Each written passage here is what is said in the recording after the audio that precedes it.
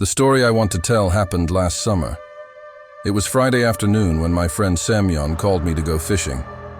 We sometimes go to quiet, rather remote places to be alone with nature, to eat fresh fish soup made from fish we have caught ourselves. Sometimes we take someone else with us, but then the whole event turns into just another drinking party in the nature near the reservoir. So more often we go together. We know each other since university. Now we are family friends. Both of us are not new to tourism and survival in nature, not that professional tourists, but we had to go camping.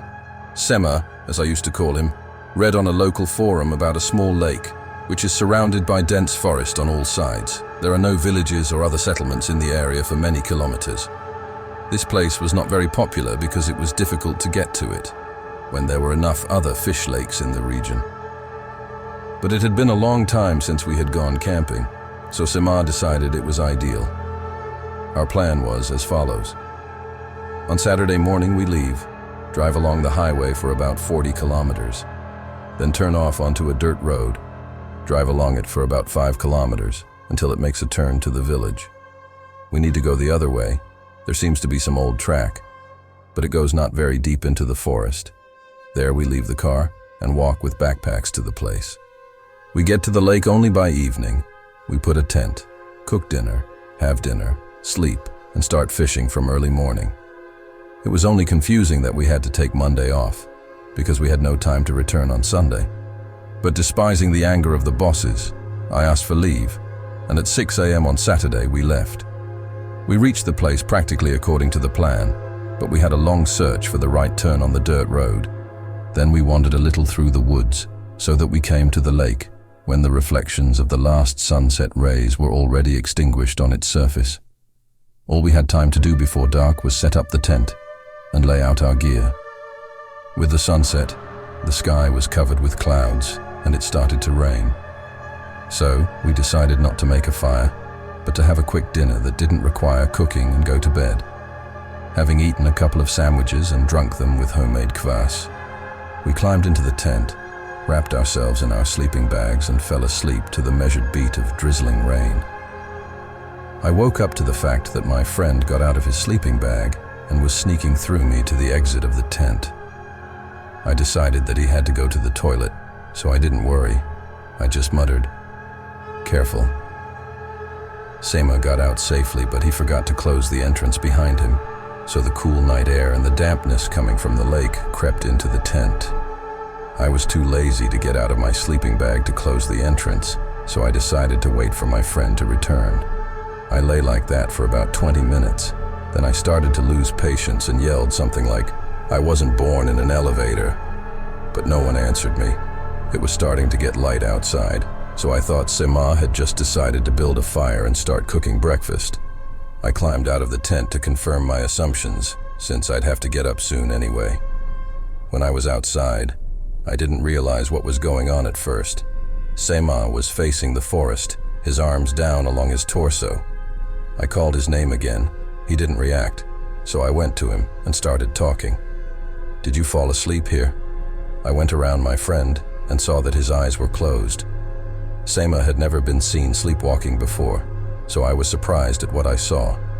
I walked around him once more, waved my hand in front of his closed eyes and waited for no reaction from him. I didn't know what to do with a man in such a state, so I just stood next to him and, trying to think of something, looked where Sema would have looked if his eyes had been open, that is, into the forest. And what I saw is something I often have nightmares about. At first, I only noticed some movement between the trees, but as I looked closer, I realized that there were people walking between the trees. They were all either naked or wearing loincloths. They had nothing in their hands, and they didn't seem to be paying any attention to us. But the more I looked, the less real it all seemed. Some people walked from tree to tree in jerks. Some reached a tree, stayed behind it for a long time, then walked back, and they did it all in silence. There was no system in all their flickering, but here I did something stupid. I carefully took my folding knife out of my pocket, pulled the blade out, and clutching my only weapon in my hand, took a couple steps in their direction. It was as if I had crossed some invisible line, and I didn't even have time to shout, the words stuck in my throat. All the people who had been walking in disorder between the trees had stopped and were now staring straight at me. All this happened in the utter silence that can only be found in the forest in the summer before dawn. Their behavior lasted no more than a minute, and then they moved out of the forest in unbroken columns in our direction. I turned around, prepared to run, even grabbed my friend by the sleeve to drag him behind me, but I was literally stunned when I saw that on the shore and around our tent stood exactly the same people, half naked, all in some mud, and none of them making a sound. The men from the forest surrounded us, but did not dare to approach. I doubt if they were hindered by my knife, but what prevented them, I do not know. Anyway, they began to walk around us, unsteady, uncoordinated, again, without any system, only now around me, holding my sleeping friend by the sleeve. Then something happened that I hadn't expected. Semyon turned to me, and I was glad, but when I looked at his face, I realized it was premature. His eyes were still closed. I let go of the sleeve of his jacket and stepped back. Semyon knocked the knife out of my hand with a quick, clear punch, and with a second punch, he knocked me out. I didn't even have time to realize it, and I couldn't expect anything like that from a sleeping lunatic. I woke up on the same shore with the sun blinding my eyes and my head pounding mercilessly. I remembered the events of this morning and was horrified, but quickly looked around and saw only a tent and no half-naked people. That cheered me up a little. At least we hadn't fallen into the clutches of some sect living secluded in these woods. I stood up and walked uncertainly toward the tent, dizzy and nauseous, thinking that after this trip, Semyon would have to take a long drink at the bar for that punch. This thought made me feel a little more cheerful, especially as I reached the tent and saw Semyon sleeping in it, wrapped up in his sleeping bag. I decided not to wake him up, and I went to the river, washed up, built a fire, and started to prepare breakfast. When breakfast was ready, I went to the tent again, looked inside, and cheerfully shouted, "Wake up, Tyson! Dinner is served!" I decided that this nickname should now be fixed on Semyon, for he knocked me out really skillfully. But there was no reaction from his side. Then I climbed up to my waist into the tent and began to shake my friend through the sleeping bag. But then I noticed that some dark, wet spots were coming out from the bottom of the sleeping bag. Not understanding anything yet, I carefully unzipped the zipper and saw that my friend had his favorite folding knife sticking out of his belly. With a jerk, I tumbled out of the tent and crawled a few meters away from it. I was in a panic. I didn't know what to do. Words to describe my condition are meaningless, and most likely such words can't be found at all. I forced myself to go back to the tent and feel for a pulse, but it was useless. My friend was dead and had already started to stiffen. Then I had like a nervous breakdown. I jumped to my feet and ran. I ran for a long time.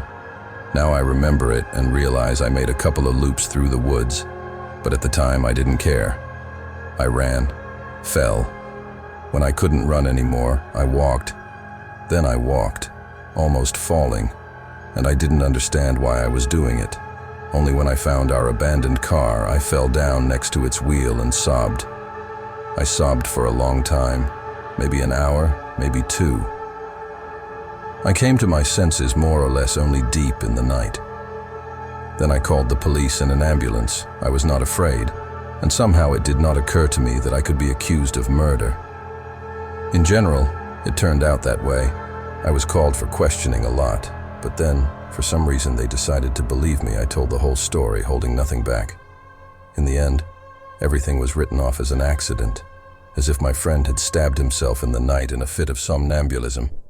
I was advised to consult a psychologist, because the police did not find any traces of any people either on the shore or in the forest, but wrote everything off to the fact that I dreamed in the pre-dawn gloom, and the rest I invented or hallucinated.